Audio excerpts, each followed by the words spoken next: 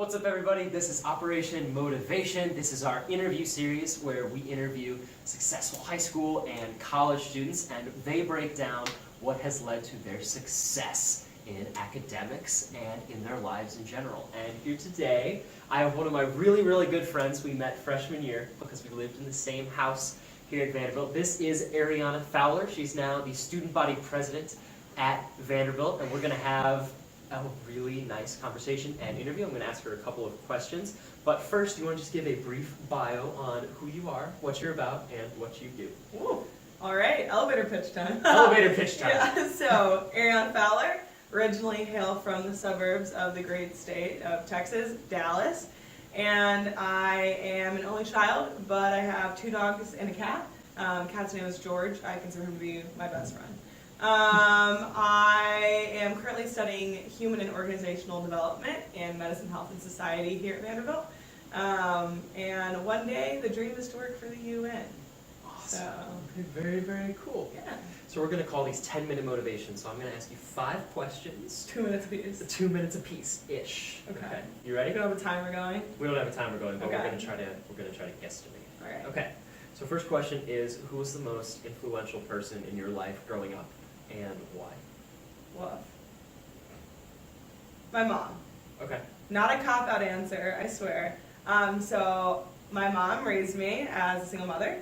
She had me at the ripe age of 20. And not only had me at 20, but raised me. I think I turned out all right. I think I'm okay.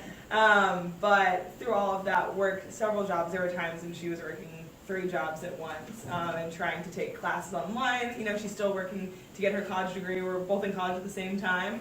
She'll send over her essays, and I'll edit them for her. But she is the most positive woman, the most faith-filled woman. Faith is really important to me, and she gets on to me, you know, about prayer and positivity and believing in the plan that was made for me.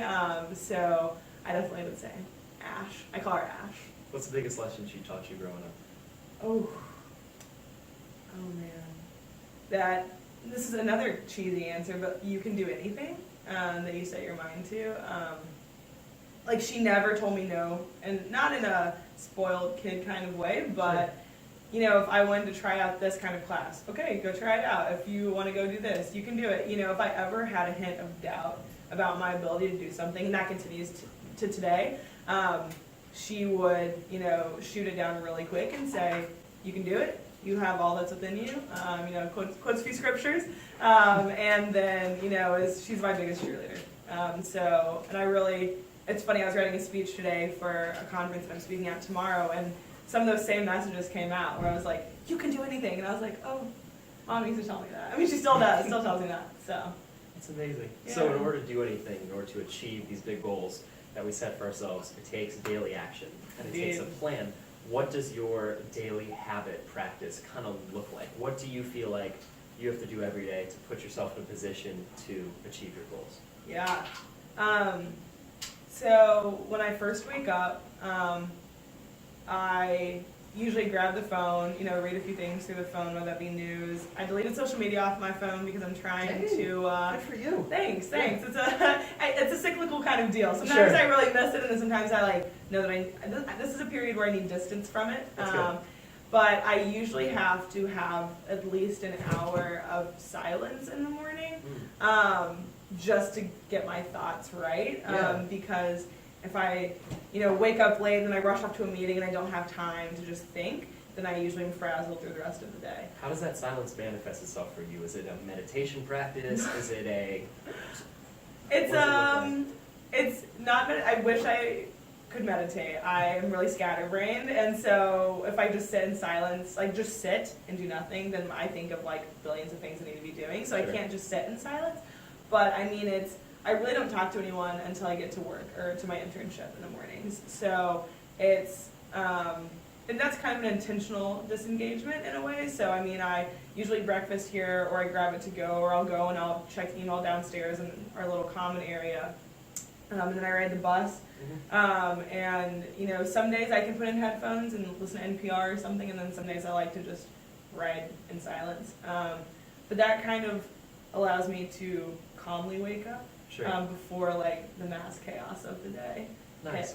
So that's the one thing that you've got to have in your morning is Yeah. that moment of silence in order to get Yeah, you and people know me. My friends know, like my good friends know that, like my mom too. Like it's funny because when I'm home at times, she'll come and she'll wake me up because she likes to wake me up when I'm home, and she'll start like rattling off questions, and I just look at her. I shoot her a look. She's like Ash. I know you don't like talking in the mornings. Okay, all right, okay, fine, okay. And then that's like walks out, and they know that like I need those minutes or else I am a little feisty. Yeah, because that's really the only time that is my own Sure.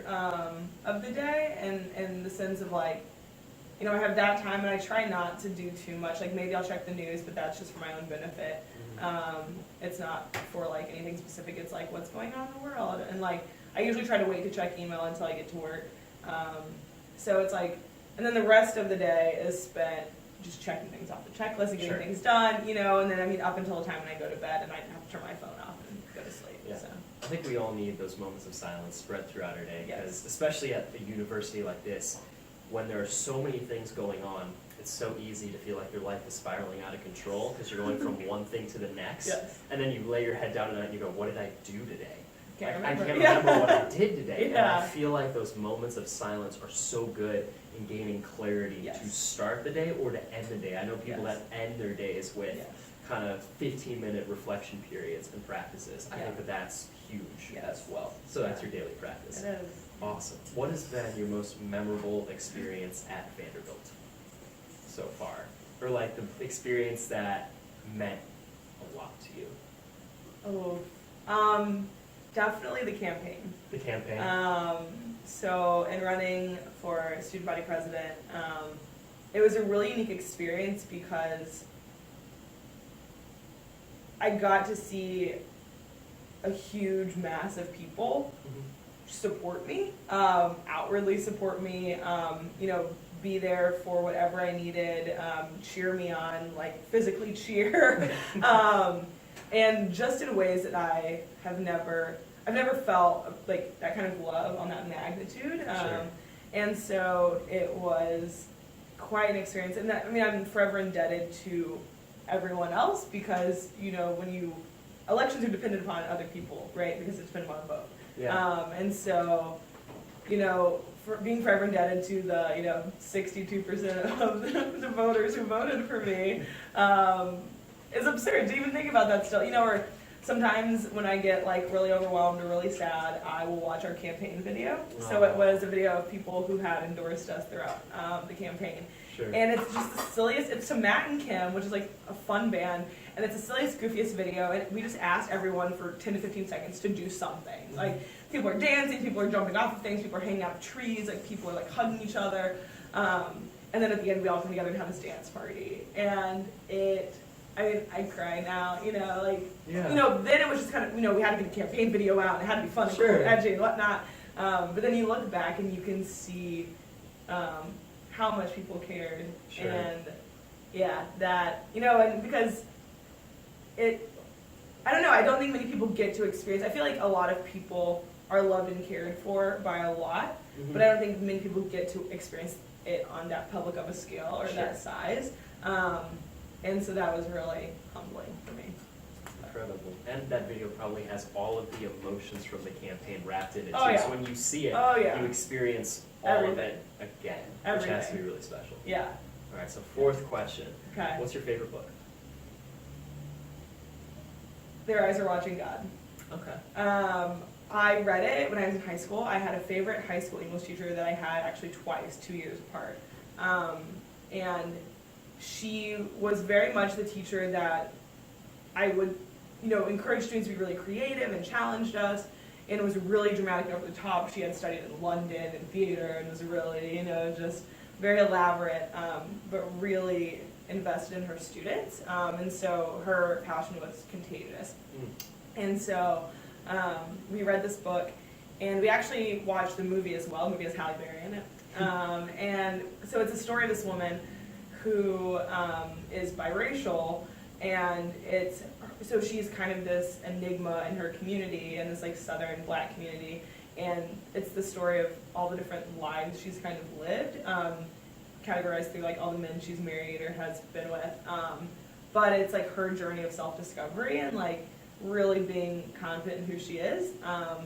And I mean, I read it and it was like, I felt like I was Janie, who's the main character. I mean, not to the extent, I haven't been married like 4 times, but it just really resonated with me. And a lot of the struggles that she experienced, but also she was known for being this wickedly confident kind of person that very few people ever chose to get close to, but most chose to kind of keep their distance. And I at times have felt that way. And so to like read this book and then watch this movie, it's always nice to find yourself mirrored, you know, Sure. in novels. So that was, plus it also has great memories of Miss Robertson. So shout out to Miss Robertson. That's great. All right, so last question. If you could go back and talk to freshman year Ariana, what would you say to freshman year Ariana? Be it advice or Oh man. comforting? Oh man. Oh, I would say you don't have to try so hard. So I'm the first in my family to go to college. And that, I think, you come in with this idea of like what a college student is and what Vanderbilt students are, and you look around and everyone is dressed this way or talks this way or hangs out with these kind of people, and you feel like that's what you have to do. Like, and so you try really hard, you overcompensate in a way. And in doing that, you know, and I kind of discovered this last year, especially during the campaign, because if you're not your authentic self in a campaign, it shows and it comes out. And I was lucky enough to have people who called me out on those issues. But I would tell freshman Ariana, chill out. Like, you're a cool person. You don't have to change. You can still like get excited about things you want to get excited about. You can still join the clubs that you think are cool, but might not necessarily be as, you know, ladder climbing of clubs.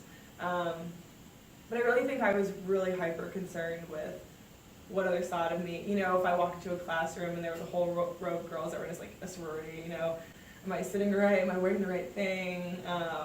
You know, we're walking into a dining hall, and I was overly cautious. Sure. But I think that's a lot of people are that way. Their first year, you know, it's a long path to self-discovery. We're still working on it. We're still on working it. on it. Still on it. But I tell you just to chill out and to have fun, and yeah, enjoy your time because it goes by way too fast. It's unbelievable. I can't believe we're halfway through September already. It's stupid. That's crazy. Stupid how fast it flies. Well, thank you so much. Yeah. This has been awesome, and I hope that you all got some value out of this interview. Before we go, one more thing. Who do you think I should interview next? Oh. This person actually has been a really big supporter, sounds weird, but a really great encouragement to They've me. been in your corner. Yeah, been in my corner, and I'm not really sure when and how it happened. Taryn Denny.